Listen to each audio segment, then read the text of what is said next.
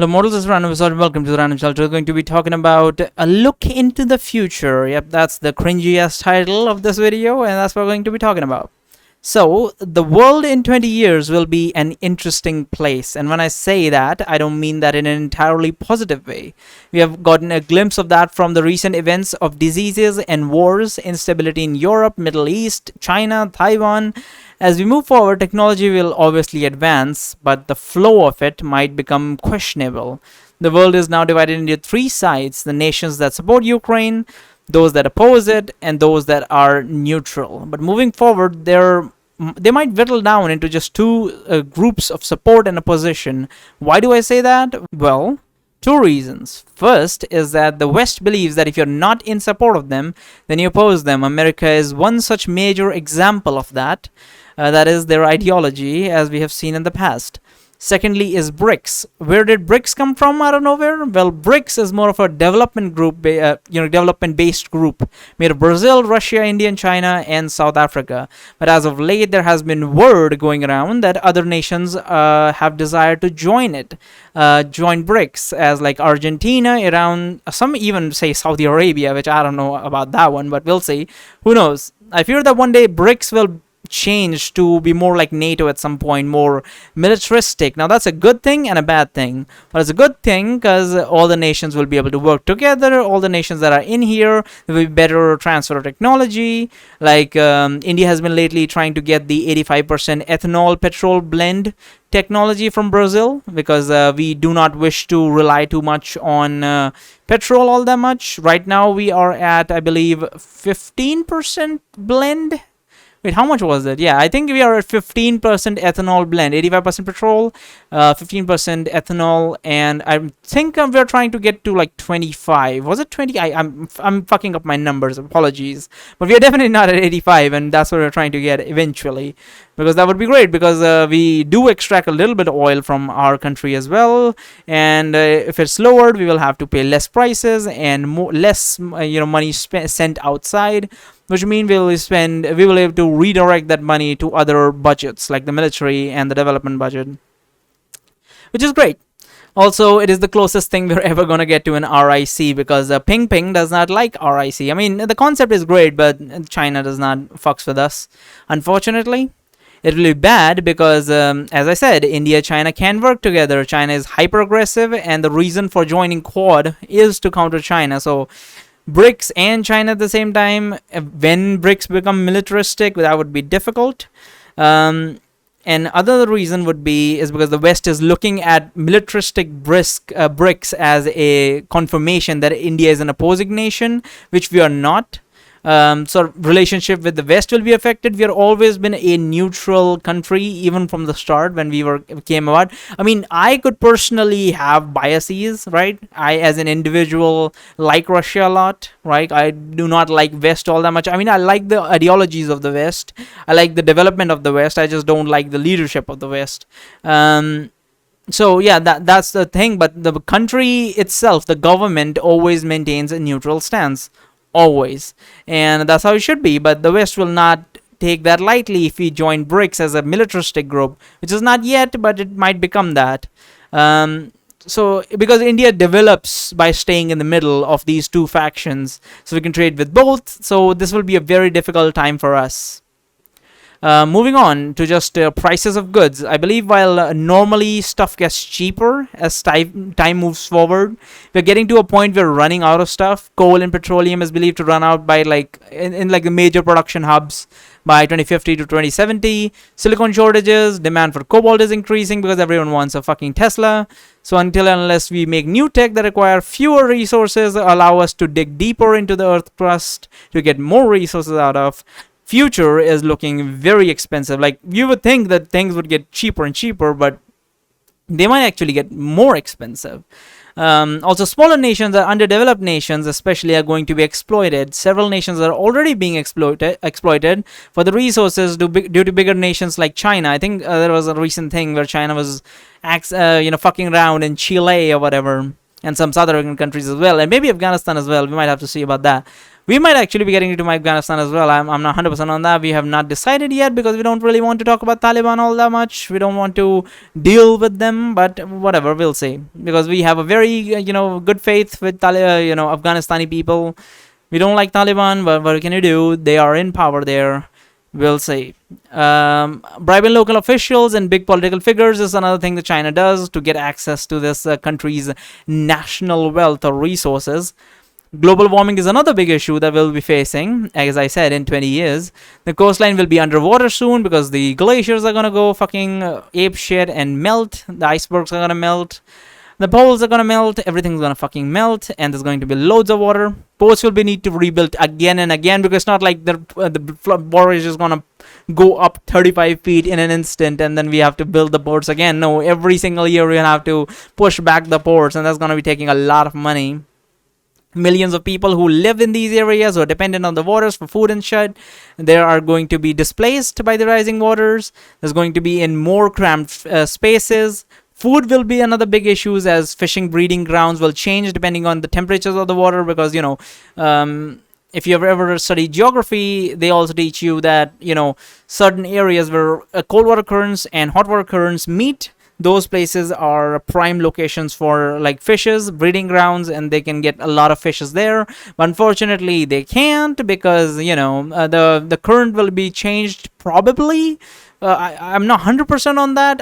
Maybe I'm just stupid and I don't think that would actually happen. Now that I think about it, I mean the water level goes up. I mean the water temperature of the ocean will also change. Yeah. Breeding grounds should change of fishes. Yeah, so I'm right about that, I believe.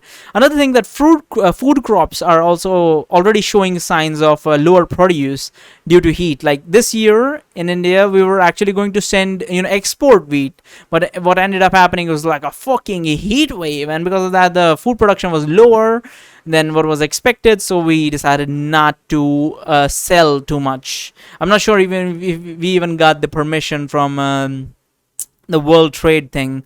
I forgot, WTO, World Trade Organization. I don't know if we've got the permission or whatnot, but yeah, we are not exporting as of the moment. Until a government specifically asks us, we will give them food. We will sell them food, but we don't sell to private parties at the moment, at the very least. So we will need to develop more environment extreme resistant crops in the future. Lastly, and definitely not the leastly, I want to talk about Africa. Africa is the only place that has a large untapped talent pool at the moment. Its resources are being exploited by various large companies from various countries like China and shit.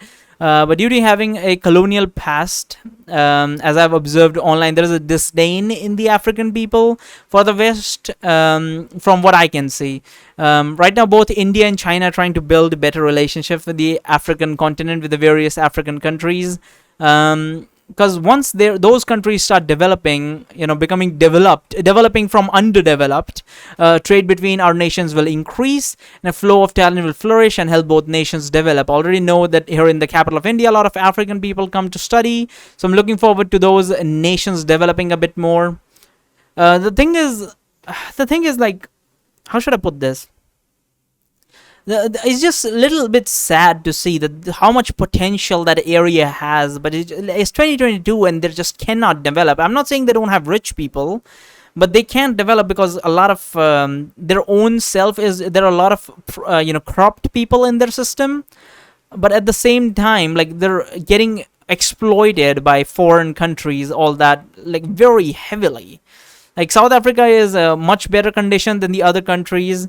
But fucking hell, like, that's a thing. Like, if they develop properly, if they become a developing nation, even on the lower end, they have so much to offer to the fucking world. I mean, the trade, just the market that they can become, because they have a lot of people living there as well, like, just like India.